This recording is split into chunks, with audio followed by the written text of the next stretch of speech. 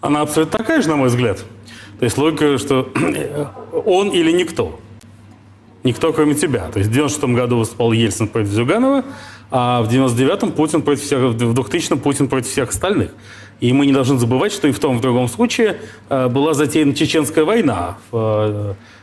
Перед перевыборами Ельцина в 96-м году первая чеченская, перед выборами Путина вторая, просто первая оказалась успешной. Стас, зачем вы передергиваете? Зачем? Подождите, я же вас не перебивал. Потому что победить на выборах Ельцину, наоборот, пришлось ее заканчивать, не начинать. Потому что ее не удалось выиграть, да, и она не была победоносной, в отличие от путинской войны. Нет, начал он ее не для этого, перестаньте.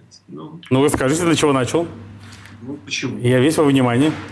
Считаете, что он ее в 94 году начал с замахом на выборы 96-го?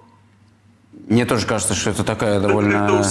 Нет, Ниночка, давайте вы расскажите, для чего он ее начал в конце 94-го года. Я вам могу сказать, на территории Чечено-Ингушской АССР проживало около миллиона русскоязычных, во всяком случае, людей. Это были нефтяники, это были преподаватели Грозненского университета, это была, так сказать, инженерная элита Чечено-Ингушетии. Их всех либо вырезали, либо выгнали, имущество отобрали. Это были беженцы необъявленного геноцида русских на территории Чечено-Ингушетии. Какое-то время об этом терпели. Кстати говоря, именно чеченец Хасбулатов первый, так сказать, поднял вопрос о том, что нужно делать что-то с этой вольницей в Чечне, Дудаевской, если вы помните. И там даже были какие-то в 93-м году постановления Верховного Совета о необходимости введения военных. В 94-м году Хасбулатова власти давно не было, согласитесь. Правильно, но это же началось в 92-м. Когда, так сказать, Дудаев пришел к власти, распустил Верховный Совет Чечено-Ингушетии, Завгаева выгнал в Москву. Вспомните все это. И там началось захват складов и так далее, и так далее. Вооружение, так сказать, боевиков, прочее, прочее.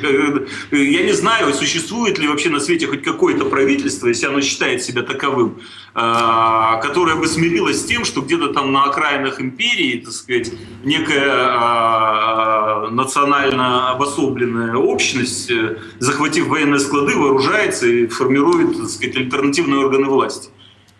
Как это надо было накрыть на эти глаза? Это же длилось 3 года, почему война началась в конце 94-го? Это картинка про то, что нужно было ему дать те же полномочия, что и Татарстану, и он бы успокоился. Вот вы в это верите или как?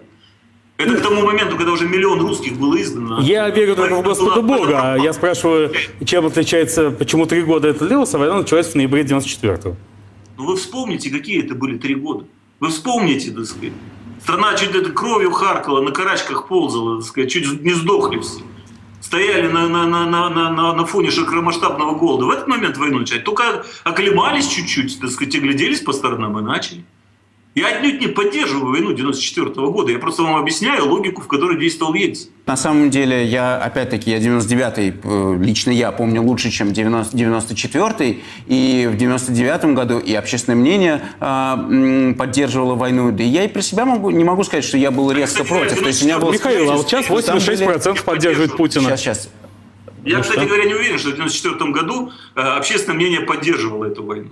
И я, кстати говоря, ее не поддерживал. Я помню, в 94 году нет, не поддерживал. Нет, конечно. Это же сразу был штурм Грозного. Когда начался обстрел Грозного, и когда начался штурм Грозного, устроенный Степашиным, вот этот нелепый штурм, в котором погибло огромное количество русских солдат, мы с Чубайсом, я помню, сидели в Белом доме и всерьез обсуждали вопрос отставки.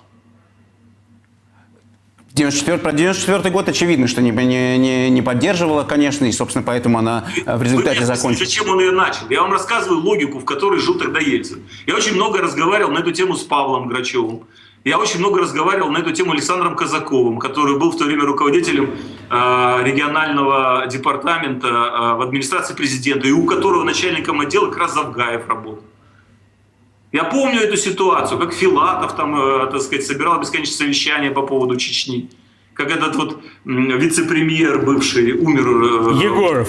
Егоров, да, там кричал, что шапками закидаем, и говорил, дайте мне покомандовать, я всех победю. Я помню все это прекрасно.